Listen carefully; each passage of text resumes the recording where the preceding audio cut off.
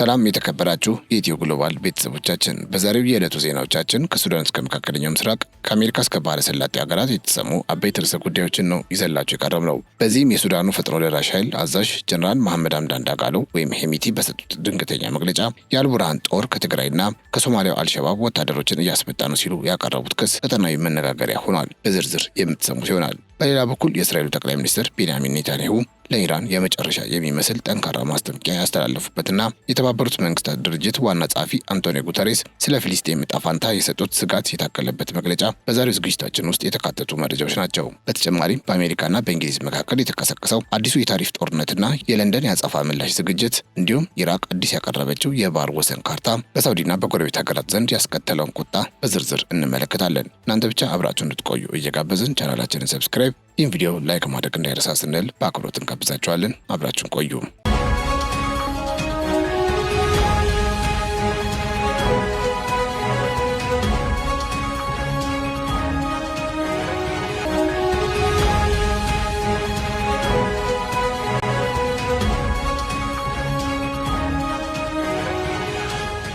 ወደ ቀዳሚው መረጃችን ስናመራ የሄሚቲን ያልተጠበቀ አስተያየት እናገኛለን። በዚህም አልቡርሃን ከትግራይ ወታደሮችን እያስመጣ ነው ሲሉ መሐመድ ሐምዳን ዳጋሎ ወይም ሄሚቲ ክስ አቅርበዋል። በሱዳን እየተካሄደ ያለው ጦርነት ተፋላሚ የሆነው ፈጥኖ ደራሽ ኃይል ዋና አዛዥ የሆኑት ሌተናል ጀነራል መሐመድ ሐምዳን ዳጋሎ ወይም ሄሚቲ በኡጋንዳ ለሚገኙ ሱዳናውያን ደጋፊዎቻቸው ንግግር አድርገዋል። በዚህ 22 ደቂቃ በሚረዝመው ንግግራቸው በርካታ ጉዳዮችን ያነሱ ሲሆን ከዚህ ውስጥ ሬዲዮ ዳባንጋ የተወሰነውን ለንባብ አብቅቶታል። ሌተናል ጀነራል ዳጋሎ ንግግራቸውን የጀመሩት የአልቡርሃን ጦር ኃይል ለ4 ዓመት ያህል ለጦርነት ሲዘጋጅ መቆየቱን በመጥቀስ ሲሆን ይህ ደም አፋሳሽ ጦርነት በመካሄዱ ይቅርታ ጠይቀዋል። ሲቀጥሉም እኛ ጦርነት ውስጥ በመግባታችን እጅግ እናዝናለን፣ ነገር ግን ክደት ተፈጽሞብን ነው። ክደት ለእነሱ አዲስ ነገር አይደለም፣ አልቱራቢንም ክደዋል በማለት ገልጸዋል። የሱዳን ፖሊስ ከጦር ኃይሉ ጋር ወግነው ባለመዋጋቱ ምስጋናቸውን አቅርበው ይህ የህልውና ጦርነት በመሆኑ እየተዋጋን ያለነው ለእናንተም ነው ሲሉ አስታውቀዋል። ጀነራል ዳጋሎ ውጊያውን እያካሄዱ ያሉት ከአልቡርሃን ጦር ጋር ብቻም ሳይሆን ከሙስሊም ብራዘርሁድና ሌሎችም ዓለም አቀፍ ተቋማት ጋር መሆኑን ጠቁመው ለዚህም የተለያዩ አይነት ድሮኖች ምስክር መሆናቸውን ገልጸዋል። ንግግራቸውን በመቀጠልም የአልቡርሃን ጦር ከሶማሊያው አልሸባብ ጋር ስምምነት ፈጽሟል። ይህ ስምምነትም በእነሱ ታንኮች ለመዋጋት ነው። ከትግራይም ወታደሮችን አስመጥቶ አሰልፏል። በራስ አል ሱዳን አካባቢ ያሉት የውጭ ሀገር ዜግነት ያላቸው ወታደሮች ናቸው። በግብጽ ድንበር አቅራቢያም እንዲሁ የውጭ ሀገር ወታደሮች ተሰማርተዋል በማለት አስረድተዋል። የጦር ኃይላቸው ከዋና ከተማው ካርቱም የለቀቀበትን ምክንያት ሲያብራሩ ደግሞ አልቡርሃን በደህንነት ኃይላችን ውስጥ ሰርጎ መግባት ችሎ ነበረ፣ በዛ ላይ ከፍተኛ መጠን ያለው ድሮንና የሐሰት ፕሮፓጋንዳ ስላሰለፈብን ነው በማለት ገልጸዋል። ጀነራል ዳጋሎ ጨምረውም ከጎረቤት ሀገራት ለአልቡርሃን የድሮን ድጋፍ ባይደረግ ኖሮ አሁን ጦርነቱ ተጠናቆ እንደነበረ ጠቅሰው እኛም አሁን ፖርት ሱዳንን ጨምሮ መላ ሀገሪቱን እንቆጣጠር ነበር በማለት አስታውቀዋል። ጦርነቱ ከፍተኛ ዋጋ ማስከፈሉን የጠቀሱት ጀነራሉ ከአንድ ቤተሰብ እስከ 8 ሰው የተገደለበት ሁኔታ እንዳለን አስረድተዋል። ከጦርነቱ በፊት 132,000 ተዋጊዎች እንደነበራቸው የጠቀሱት ጀነራሉ አሁን ግን ይህ ቁጥር ከ500,000 እንደሚበልጥ ገልጸው ምስራቃዊ ሀገራችንን ክፍል ከተቆጣጠረው የአልቡርሃን ጦር የበለጠ ጠንካራ ነን ሲሉም ተናግረዋል። በንግግራቸው ማጠቃለያም እኛ የአልቡርሃን ጦር ላይ መጠነ ሰፊ ማጥቃት ማከናወን እንችል ነበረ፣ ይሁንና ትልቅ እንቅፋት የሆኑብን እስላማዊ ንቅናቄዎች፣ ቅጥረኛ ወታደሮችና በዚህ ድል ለመጠቀም የሚፈልጉ ኃይሎች ናቸው ማለታቸውን ሬዲዮ ካቀረበው ዘገባ ተመልክተናል።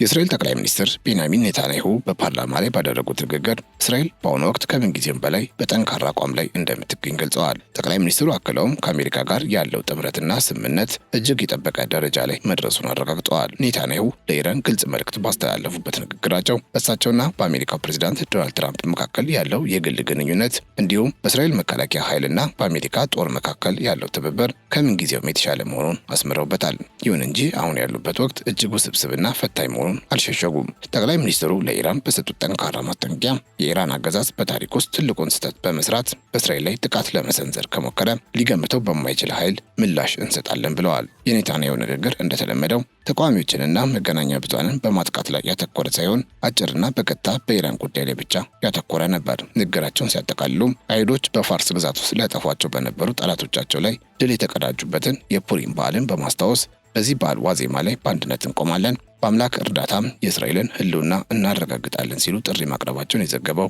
ጀሩሳሌም ፖስት ነው።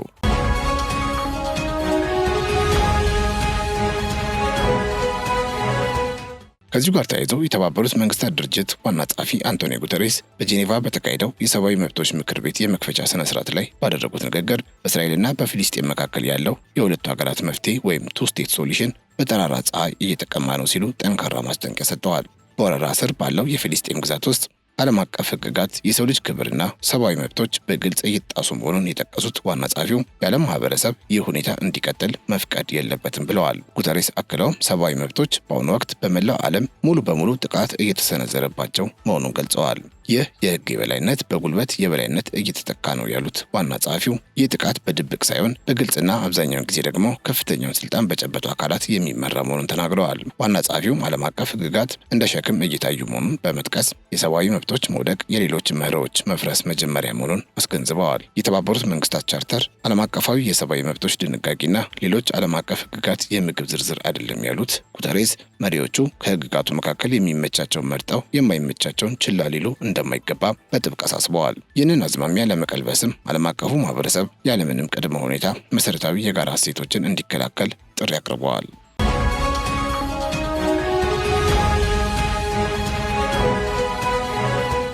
እንግሊዝ ለአሜሪካ ታሪፍ አጸፋ ለመስጠት ወደ ኋላ አልልም ስትል አስታውቃለች። የእንግሊዝ ጠቅላይ ሚኒስትር ቢሮ አሜሪካ ከዩናይትድ ኪንግደም ጋር የደረሰችውን የታሪፍ ስምምነትን የማታከብር ከሆነ ሀገሪቱ አጸፋ ለመስጠት ወደ ኋላ እንደማትል አስታውቋል። ሆኖም ቢሮው ማንም የንግድ ጦርነት አይፈልግም ሲልም ጨምሮ አስታውቋል። ዩኬ ይህንን ያለችው የአሜሪካው ፕሬዚዳንት ዶናልድ ትራምፕ ከዛሬ ማክሰኞ ጀምሮ ገቢራዊ የሚሆን የ15 በመቶ ታሪፍ በሁሉም ሀገራት ላይ ከጣሉ በኋላ ነው። የጠቅላይ ሚኒስትር ቢሮ ቃል አቀባይ አብዛኛው የእንግሊዝና የአሜሪካ ስምምነት ለአብነትም በተሽከርካሪዎች በብረትና በመድኃኒቶች ላይ የተጣለው ታሪፍ ይቀየራል ተብሎ እንደማይጠበቅ ገልጸዋል። ሆኖም ሁኔታውን እየተቀየረ ያሉት ሲሉ የገለጹት ቃል አቀባዩ በዩኬና በአሜሪካ መካከል ንግግሮች እንደቀጠሉ ናቸው ብለዋል። ይህ በእንዲህ እንዳለ ትራምፕ አዲሱን የ15 በመቶ ታሪፍ በማይቀበሉ ሀገራት ላይ ታሪፉ ከፍ ይላል ማለታቸውን ተከትሎ የአውሮፓ ህብረት ከአሜሪካ ጋር የደረሰውን የታሪፍ ስምምነት ገታ ማድረጉን አስታውቋል። የአሜሪካ ጠቅላይ ፍርድ ቤት ትራምፕ ባለፈው ዓመት የጣሉትን ዓለም አቀፍ ታሪፍ ከፕሬዚዳንቱ ስልጣን በላይ ነው በሚል ውሳኔውን መሻሩ ይታወቃል። ውሳኔውን ተከትሎ ትራምፕ ሌላ ህግ ተጠቅመው መጀመሪያ ላይ የ10 በመቶ ዓለም አቀፍ ታሪፍ ከጣሉ በኋላ ላይ ደግሞ ወደ 15 በመቶ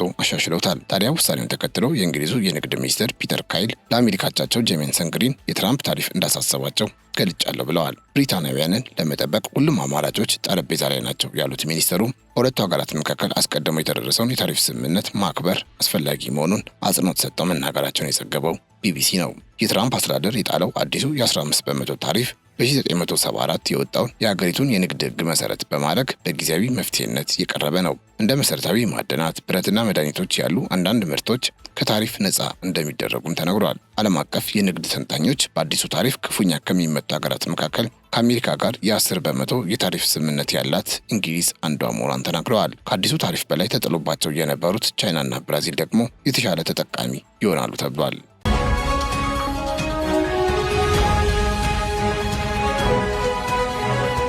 ወደ መጨረሻው ዘገባችን ስናመራ ኢራቅ አዲስ የባህር ወሰን ጂኦግራፊያዊ መጋጠሚያዎችን ለተባበሩት መንግስታት ድርጅት ማቅረቧ ተሰምተዋል። ይህንኑ ተከትሎ ሳውዲ አረቢያና የባህረ ሰላጤ ሀገራት የኩዌትን ሉዓላዊነት የሚጥስ ነው በሚል በጽኑ ተቃውመዋል። የሳውዲ የውጭ ጉዳይ ሚኒስትር በሰጠው መግለጫም ኢራቅ በጥርና በየካቲት ወር ያቀረበችው አዲሱ የወሰን ካርታ በሳውዲና በኩዌት መካከል የሚገኘውን የተከፋፈለ የገለልተኛ ቀጠና የባህር ክልልን የሚነካ መሆኑን ገልጸዋል። ይህ አካባቢ ሳውዲና ኩዌት በተፈራረሙት የሁለትዮሽ ስምምነት መሰረት የተፈጥሮ ሀብትን በጋራ የሚጠቀሙበት መሆኑን የጠቀሰው ሚኒስትሩ ከዚህ ስምምነት ውጭ የሚቀርብ ማንኛውም የይገባኛል ጥያቄ እንደማይቀበል አስታውቋል። ሪያድ አክላም ኢራቅ የኩዌትን ሉዓላዊነት እንድታከብርና የ1982ቱን የተባበሩት መንግስታት የባህር ህግ ስምምነትን ጨምሮ ዓለም አቀፍ ውሳኔዎችን እንድትከተል አሳስባለች። በተለይም ከ1991 የባህረ ሰላጤው ጦርነት በኋላ በኢራቅና በኩዌት መካከል ያለው የምድርና የባህር ወሰን የለየውን የጸጥታው ምክር ቤት ውሳኔ ቁጥር 833 እንዲከበር ሳውዲ አረቢያ አጽንኦት ሰጥታለች።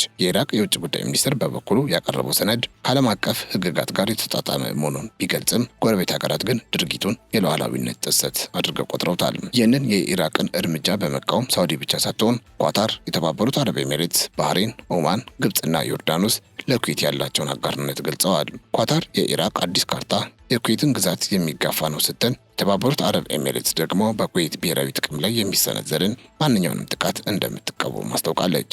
ግብጽ በበኩሏ ጉዳዩን በቅርበት እየተከታተለች መሆኑን ገልጻ የኩዌት ግዛታዊ አንድነት እንዲከበር ጥሪ አቅርባለች። ኩዌት በበኩሏ ባለፈው ቅዳሜ የኢራቅን ጉዳይ አስፈጻሚ በመጥራት አከራካሪ ባልሆኑት ፋሽት አልቃይድና ፋሽት አልአይጅ አካባቢዎች ላይ ኢራቅ ያቀረበችውን ጥያቄ በመቃወም ማብራሪያ ጠይቃለች። ምንም እንኳ የተባበሩት መንግስታት ከዓመታት በፊት በሁለቱ ሀገራት መካከል ያለውን የምድር ወሰን ቢለይም የባህር ወሰን ጉዳይ ግን አሁንም ድረስ አሳሳቢና በሁለትዮሽ ድርድር መፍትሄ ያላገኘ ጉዳይ ሆኖ ቀጥሏል።